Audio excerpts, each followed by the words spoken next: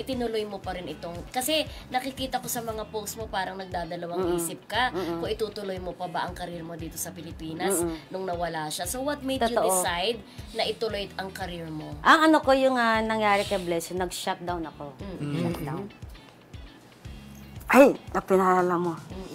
Naintindihan. Teka muna. Kasi close din naman kami kay Blessing. Nag-shutdown Ayan na. computer. Oo,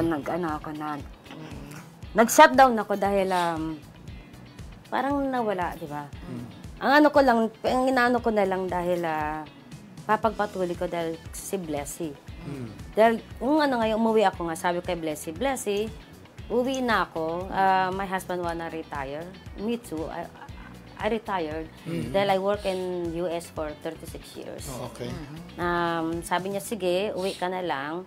Sabi ko, pag may magustuhan ako ng bahay, bibilin ko, magre-retire ako. Sabi ko, pero siguro hindi na ako kakanta because I'm done singing, no? Sabi naman niya, wag kang tatapos ang kanta habang may boses ka pa, continue. So sabi niya, o sige, sabi ko, well, o sige, ganito pala niya. Kung may mag-approach daw na magbigay sa akin ng song, tatanggapin ko ba? Which is Doc Mon de Rosario. With Blessing, na-meet ko si Doc Mon sa, I believe, Soler. Nagpakilala sa akin si Doc Mon. Yung naano ko na, okay, maganda yung kanta na inaano sa akin, so na-accept ko. So si Blessing ang parang way na ma-meet ko si Doc Mon de Rosario. At para ituloy mo ang pagkanta mo. Oo. So, yung naano ko na, okay, sige. So, yung in fact na nag-record ako ng song, andun si Blessing. Inaano nga siya ang nag-ano na, dapat taglis yung kanta, gano'n. Taglis ba ito? Kaya tinataglis, yes, taglis ang kanta. So, yung nawala si Blessing that day, nag-usap pa kami that day, kami ni Benny, nag-three-way call kami kasi nga sa show namin.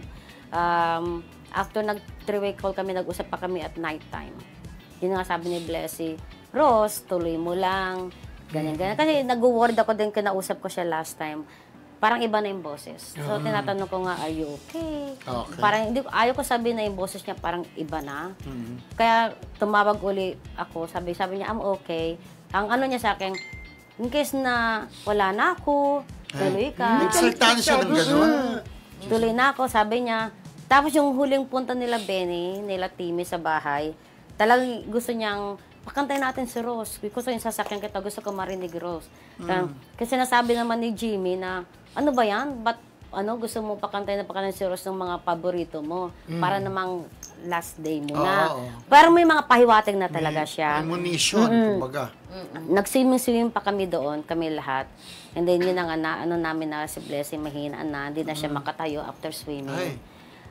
Naglalakad na kami, sinasabi niya, siyempre, inaakay ko na siya.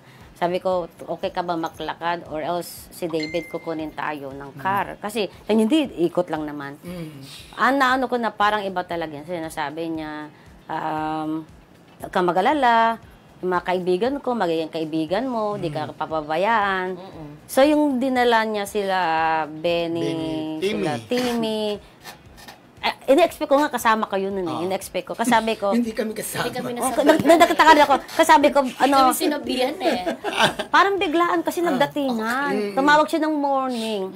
Sabi niya, Rose, papakilala ko yung iba kong kaibigan na siguro alam niya kilala ko na kayo. Kasi hindi ko pa na sila, Benny, Timmy, hindi pa talaga. Dadalhin ko yung iba ko pang kaibigan. Sayang, baka may susunod. Doon na tayo kasama. Kaya lang din on the lighter side, naman, di ba? So, yun nga, yung concert mo, kailan yun, sino mga special guest mo? Ang director, ang aming kaibigan si Benny, di ba? Let's do that. Okay. Abangan niyo po ang concert ko November 25 sa Viva Cafe. Free entrance po. Wow! Free entrance. Sino mga guests mo dito? Invited ba kami dyan? Yes, everybody.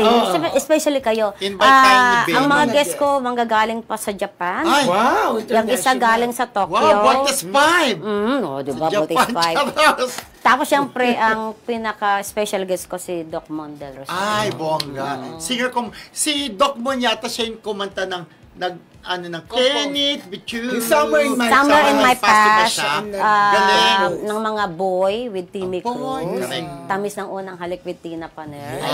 Galing siya. Kaya itong yung Christmas ko, siya rin nag-compose. Ngayon, dahil natapos ko na yung Christmas, so we will move on to the next one na recording, yung Bulong ng Damdamin. Naibigin Siya kita. Ire-revival ko Siya na. rin. Ire-revival mo. Galing. Kasi, ang kumanta niya, Flippers. Nangibigin kita. Marisa Tubig.